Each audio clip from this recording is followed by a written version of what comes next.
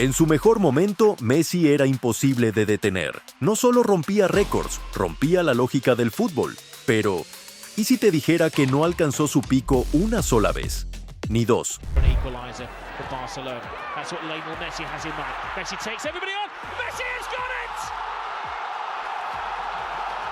This is the game that is going to be remembered as the Lionel Messi match.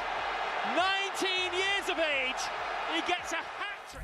Lionel Messi llegó a 4 niveles completamente distintos, y en cada uno de ellos se transformó en algo que el fútbol nunca había visto antes. Esta no es la historia de un jugador que tuvo una gran etapa. Es la historia de un hombre que dominó 4 eras diferentes del juego, adaptándose, reinventándose y dejando su huella una y otra vez.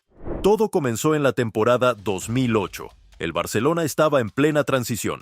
Pep Guardiola acababa de ser nombrado entrenador y desde el primer día tomó decisiones drásticas. Sacó del equipo a estrellas como Ronaldinho y Deco, y en lugar de fichar grandes nombres para reemplazarlos, decidió confiar en los talentos de la Masía. Su idea era construir el equipo en torno a Messi. El comienzo fue incierto, con una derrota por 1-0 ante el Numancia en la Liga. Pero luego todo cambió. El Barça encadenó 9 victorias seguidas, una racha de 21 partidos invictos, y Messi ya estaba teniendo una temporada bestial. En esa racha, participó en 27 goles y hacía lo mismo en Europa. 5 goles y 2 asistencias en sus primeros 5 partidos de Champions, todos desde la banda derecha. Messi ya estaba encendido esa temporada, pero entonces Guardiola hizo algo que cambiaría el fútbol moderno para siempre. Antes del clásico contra el Real Madrid en el Santiago Bernabéu, Pep decidió probar una teoría: colocar a Messi como falso 9. Hasta ese momento nadie había visto algo así. En lugar de jugar pegado a la banda, Messi se posicionaba como delantero centro, pero en lugar de esperar balones en el área, retrocedía al medio, arrastraba marcas y generaba espacios para los demás. Y cuando tenía el balón, simplemente no podían quitárselo. Terminó esa temporada con 38 goles y 19 asistencias en 51 partidos, su primera vez superando los 30 goles en una campaña. Pero eso solo fue el comienzo. En la 2009-10, aunque el Barça no logró los objetivos colectivos, Messi volvió a brillar en ese rol. Algunos decían que no rendía en Champions, así que él respondió con 4 goles al Arsenal. Marcó también en las semifinales y en la final del Mundial de Clubes. En la Liga hizo 34 goles, incluyendo 3 hat-tricks. Cerró la temporada con 47 goles y 12 asistencias en 53 partidos. Otro Balón de Oro. Pero él y el equipo sabían que todavía podían más. Entonces llegó la temporada 2010-11, y con ella, el que muchos consideran el mejor equipo de fútbol de todos los tiempos. 29% of the ball and Barca 71. I don't think Valladolid have had the ball since then under their control. Leo Messi. Still Leo Messi. If he looks up, he's got Pedro. Here's Pedro. Can he make it 2? Pedro makes it 2-0 to Barca. Ese Barça dominaba los partidos con una autoridad que dejaba en shock a los entrenadores rivales. Y una vez más, el eje de todo era Messi. En esa versión del falso 9, Messi no solo marcaba, también bajaba al medio campo, tocaba, organizaba, repartía juego. Aunque no marcara en un partido, seguía siendo el jugador más determinante. La victoria 5-0 contra el Real Madrid de Mourinho lo demuestra. No anotó, pero dio 2 asistencias y destrozó al rival. Fue una clase magistral. Esa temporada marcó 53 goles en todas las competiciones, 12 en Champions, 31 en la Liga. Por primera vez en su carrera, superó la barrera de los 50 goles en una sola campaña. Goles imposibles, regates irreales y un control del juego absoluto. Y entonces, en la final de la Champions en Wembley contra el Manchester United, Messi y el Barça ofrecieron una de las exhibiciones más dominantes que se recuerdan en una final. Hasta los jugadores del United lo reconocieron. No pudieron hacer nada. Con un 68% de posesión y casi un 90% de precisión en los pases, el Barça hizo parecer amateur al campeón de Inglaterra. Messi volvió a marcar, volvió a brillar y rompió el récord histórico de goles del club en una temporada. Pero lo que vino después fue incluso más salvaje. La temporada 2011-12 fue cuando Messi llevó el arte de hacer goles a otro nivel.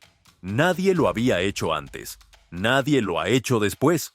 91 goles en 69 partidos oficiales, 13 en Champions, 5 en Copa del Rey, 2 en la Supercopa, 59 en la Liga.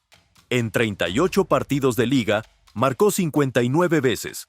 Sumó también 12 goles con la selección argentina, 9 hat-tricks, 22 partidos con más de un gol. Era como si estuviera jugando en modo carrera, pero en la vida real. Ganó su cuarto Balón de Oro consecutivo. Nadie estaba cerca. En ese momento, el fútbol era suyo. Y aún así, empezaron las dudas. Algunos empezaron a decir que Messi era solo un jugador de sistema, que todo funcionaba porque estaba arropado por Guardiola, por Xavi, por Iniesta, por el juego colectivo. Y entonces Pep se fue en 2012.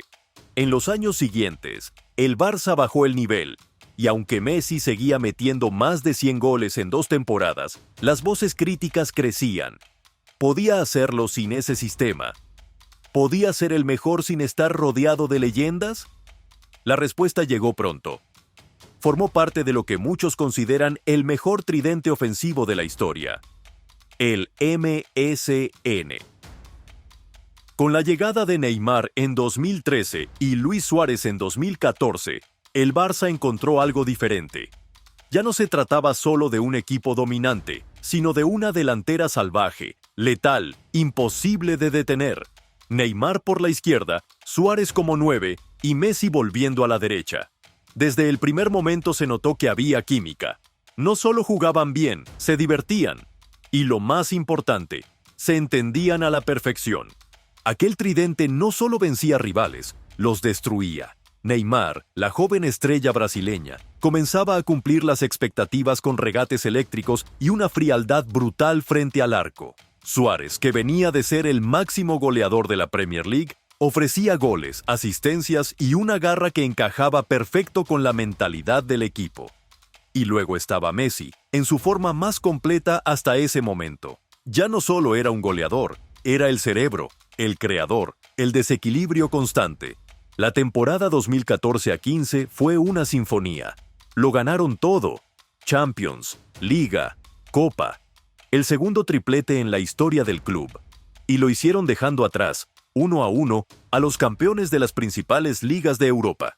El Manchester City de Inglaterra en octavos. El PSG de Francia en cuartos. El Bayern Múnich de Alemania en semifinales. Y la Juventus de Italia en la final. Nadie pudo frenar al Barça. Nadie pudo frenar al tridente. Y nadie, absolutamente nadie, pudo frenar a Messi. Ese gol a Boateng en semifinales es el resumen perfecto de lo que fue ese Messi. Un recorte que dejó al defensa alemán cayendo al suelo como si le hubieran cortado los frenos. Luego, un toque sutil por encima del arquero. Golazo. Humillación. Magia pura. Esa temporada, el tridente MSN combinó para 122 goles y 64 asistencias. Messi terminó con 58 goles y 28 asistencias. En el mismo año, además, creó 143 ocasiones de gol. No solo metía goles, también construía juego. Era el arquitecto y el ejecutor. Pero con tanto brillo colectivo, surgió una nueva crítica, que Messi ya no era el único, que ahora era parte de un tridente, que necesitaba a Neymar y Suárez, que ya no podía cargar él solo con todo. Y sí, en 2009 tuvo a Henry, en 2011 a Xavi e Iniesta, y ahora a Neymar y Suárez. Pero eso estaba por cambiar, porque pronto llegaría una etapa donde ya no tendría a nadie a su alrededor, donde los socios desaparecerían, los líderes se irían, y el club comenzaría a desmoronarse.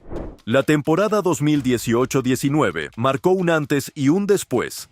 Xavi, Iniesta y Neymar ya no estaban. Suárez empezaba a mostrar signos de declive. El medio campo era lento, la defensa frágil, y el Barça parecía cada vez más lejos de la élite. Fue entonces cuando Messi tuvo que transformarse. Ya no podía ser solo el crack. Tenía que ser el líder, el capitán, el que tirara del carro, el que diera la cara cuando todo se venía abajo. Y lo hizo. Entregó quizás su temporada más completa. En 50 partidos hizo 51 goles y dio 19 asistencias. 8 goles de tiro libre, 4 hat-tricks, 50 contribuciones de gol en solo 34 partidos de liga. Fue el máximo goleador de la liga, delantero del torneo, autor del gol del campeonato y el hombre que arrastró al Barça hasta las semifinales, prácticamente solo. Prometió traer la Champions de vuelta al Camp Nou y parecía que lo lograría, pero entonces ocurrió Anfield. Anfield fue un golpe que sacudió los cimientos del club y del propio Messi. El Barça llegaba con una ventaja de 3-0 en la ida. Parecía imposible dejarla escapar. Pero lo imposible sucedió. En la vuelta, el Liverpool arrasó. 4 goles, ninguno del Barça. Eliminación, desastre. El Camp Nou entero y el mundo quedó en shock. No fue solo una derrota, fue una humillación. Y para Messi, fue un momento devastador. Porque había hecho todo para cumplir su promesa. Porque había llevado al equipo hasta ahí, casi solo. Y aún así, no fue suficiente. Y como si eso no bastara, perdieron también la final de la Copa del Rey contra el Valencia. De estar a las puertas de un nuevo triplete, el Barça terminó con solo la Liga. Messi lo había dado todo, y aún así, se fue con las manos vacías. Y sin embargo, lo que dejó claro esa temporada fue que no necesitaba un sistema perfecto. No necesitaba socios, porque Messi era el sistema, el generador de juego, el goleador, el líder emocional. Estaba en todos lados, haciendo todo. Su magia seguía intacta, pero el equipo alrededor ya no acompañaba. A partir de ahí, el declive del Barça fue inevitable. Cada temporada parecía peor que la anterior. Fracasos en Europa, decisiones cuestionables desde la directiva, plantillas mal armadas, entrenadores sin rumbo y una sensación constante de caos institucional. Messi aguantaba, seguía marcando goles, seguía cargando con todo. Pero el peso ya no era solo deportivo, también era emocional. Y eso, incluso para el mejor, termina pesando. En 2020 llegó otro golpe brutal. La derrota 8-2 ante el Bayern Múnich en Champions. Una de las peores noches en la historia del club. Una herida profunda. Y Messi, al final de esa temporada, dijo basta. Quiso irse. Lo pidió públicamente. Pero no lo dejaron. Lo retuvieron por contrato. Y aún así, a pesar de todo, jugó. Dio la cara. Siguió marcando. Siguió compitiendo. Hasta que en 2021, lo inevitable ocurrió. El Barça, ahogado en deudas, incapaz de renovar su contrato por motivos financieros, anunció lo impensable. Messi se iba, no por decisión técnica, no por ambición personal. Simplemente el club ya no podía retenerlo. Fue el final de una era. Después de más de 20 años en el Barcelona, Messi dejó su casa, y lo hizo con lágrimas en los ojos. Se fue al Paris Saint-Germain. Un nuevo comienzo. Un contexto diferente. Pero algo había cambiado. Aunque ahora tenía nuevos compañeros, nuevas metas y otra camiseta, el fuego dentro de Messi no se había apagado, porque quedaba una cuenta pendiente, un sueño que todavía dolía, un objetivo que aún no había logrado, ganar con Argentina. Porque durante años, Messi había sido criticado por lo que no ganó con su país. A pesar de su entrega, de sus goles, de sus asistencias, siempre parecía faltar algo. La final del Mundial 2014. Las 2 Copas América perdidas en 2015 y 2016. 3 finales seguidas. 3 derrotas. 3 veces ver cómo se escapaba la gloria. Y con cada una, el peso sobre sus hombros se hacía más grande. Pero entonces algo cambió. Llegó Lionel Scaloni. Llegaron nuevos jugadores, y por primera vez en mucho tiempo, Argentina encontró un equipo con equilibrio, carácter y unión. Messi ya no estaba solo, y en 2021 finalmente rompió la maldición. La Copa América 2021 no fue una más, fue diferente. Argentina no llegaba como favorita, ni mucho menos. El equipo seguía en construcción, y muchos dudaban de si realmente estaba listo para competir contra potencias como Brasil. Pero esta vez había algo distinto. Messi no era solo el capitán, era el alma del equipo. Se lo notaba distinto, más comprometido, más libre, más determinado que nunca. Y en la cancha, se notó desde el primer minuto. golazos de tiro libre, asistencias imposibles, liderazgo en cada jugada. Era Messi jugando con la pasión de un debutante y la sabiduría de un veterano. No era solo su talento, era su conexión con el grupo. Por primera vez en mucho tiempo, Argentina jugaba para él. Y él jugaba por todos. Pasaron los partidos, llegaron las victorias, y el equipo crecía, hasta que llegó la final en el Maracaná, frente al anfitrión, Brasil, con Neymar del otro lado. Fue una batalla, dura, trabada, llena de tensión, pero bastó un pase perfecto de De Paul y una definición mágica de Di María para cambiarlo todo. Argentina ganaba 1-0, y esta vez no se escapó. El pitazo final fue más que una victoria, fue una explosión de emociones contenidas. Messi, tirado en el césped, llorando de alegría, abrazado por sus compañeros, después de tantos años de sufrimiento, de críticas, de finales perdidas, por fin lo había conseguido, su primer título con la selección mayor. La imagen de Messi levantando esa copa en el Maracaná, en la casa de su mayor rival, quedará para siempre en la historia del fútbol. Fue un símbolo, un acto de justicia y también un aviso. Aún no había terminado, porque un año después llegaría la cita máxima, el Mundial de Qatar 2022. Y si bien Messi ya era considerado por muchos el mejor de todos los tiempos, había una pregunta que seguía rondando. ¿Podría ganar un Mundial como Maradona? ¿Podría coronar su legado con el único trofeo que le faltaba? A los 35 años, la mayoría lo veían como un veterano que podría aportar liderazgo y experiencia, pero pocos creían que aún tenía la energía para ser determinante durante todo el torneo. Y entonces lo volvió a hacer. Volvió a transformarse. No necesitaba correr más que nadie. No necesitaba marcar todos los goles. Messi evolucionó en el mago. Ese jugador que con un simple toque, una pausa, un pase quirúrgico, cambiaba el curso de un partido entero. Cada vez que tocaba la pelota, el mundo se detenía. Cada movimiento tenía intención. Cada mirada, un mensaje. Era fútbol en su estado más puro. Argentina comenzó el torneo con una derrota sorpresiva ante Arabia Saudita. Las críticas llegaron rápido, pero en lugar de caer, el equipo se fortaleció, y Messi fue el faro. Partido tras partido, fue liderando con el balón en los pies, con los gestos, con los goles, con la serenidad de alguien que había esperado toda su vida por ese momento. Llegaron los octavos, los cuartos, las semifinales, y Messi estaba en modo leyenda. Hasta que llegó la gran final. Francia del otro lado. Mbappé, la nueva estrella mundial, como su rival directo. El partido fue una locura. Argentina ganaba 2-0, pero Francia empató con un doblete de Mbappé. Luego, Messi marcó en la prórroga. Pero otra vez, Mbappé igualó con un hat-trick. Tiempo suplementario, penales, tensión total. Y entonces, llegó el desenlace que parecía escrito por el destino. Montiel convirtió el penal decisivo.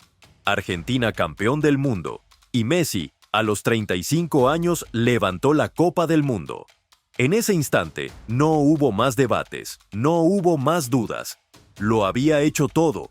Con Barcelona, con Argentina, en todas las eras, en todos los escenarios. Como goleador, como asistente, como capitán, como salvador.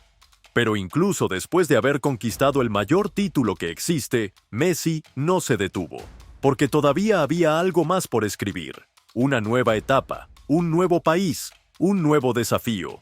Después del Mundial, muchos pensaron que ese sería su adiós, que no había nada más que demostrar, que tras tocar la cima absoluta del fútbol, colgaría las botas o se dejaría llevar en un retiro cómodo. Pero Messi eligió otro camino, eligió seguir. Y no en Europa, no por más Champions, no por el dinero de Arabia. Eligió algo inesperado, el Inter Miami. Una decisión que sorprendió al mundo, pero que tenía sentido para él. Tranquilidad, familia, un lugar donde pudiera disfrutar del fútbol sin la presión desmedida de ganar cada semana. Pero también un nuevo reto, porque el Inter Miami no era un gigante, era un equipo joven, sin historia, sin títulos, sin cultura ganadora. Era, en muchos sentidos, un lienzo en blanco. Y Messi decidió convertirse en el artista. Su llegada no fue solo un fichaje, fue un fenómeno. Cambió la liga, cambió la percepción del fútbol en Estados Unidos. Entradas agotadas, récords de audiencia, camisetas volando de las tiendas. Pero más allá del show, volvió a hablar con lo único que siempre ha sido su verdadero idioma, la pelota. Debutó con un golazo de tiro libre al último minuto, como si el guión estuviera escrito por un director de cine. Y a partir de ahí, todo se transformó. El Inter Miami, que venía hundido en la tabla, comenzó a ganar. Uno tras otro, los rivales caían.